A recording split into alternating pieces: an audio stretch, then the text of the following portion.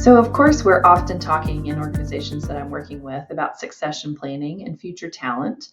And one of the concepts that I think is really helpful and important for people to be thinking about is there's definitely succession planning that is for a specific role or it is for a specific type of skill set, and then it's much more narrow in terms of its focus. And sometimes you have the opportunity and maybe you have the expertise or the ability to manage a succession plan in its full form.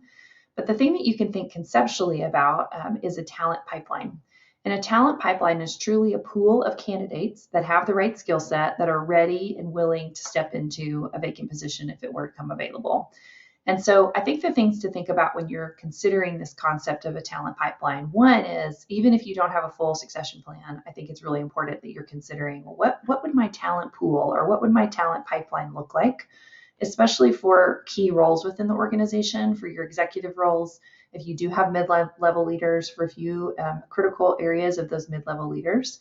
And part of why this is helpful is if you start thinking about, well, how do I create a pool for this line of my business? How do I create a pool for this group over here that's our main revenue generator?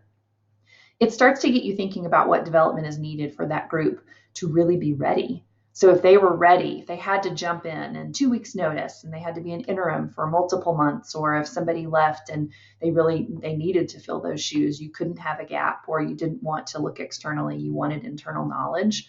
What types of exposure would you want them to have? What types of projects would you want them to be on? What things that would they be doing outside of their day-to-day job to help them learn, different parts, different sides of the business from here and there? That starts to help you just thinking through what development opportunities do I want to give these folks. The other thing that's really great about this development strategy is it makes you intentional about development in the areas that are promoting where your business is going and not only doing development for development's sake.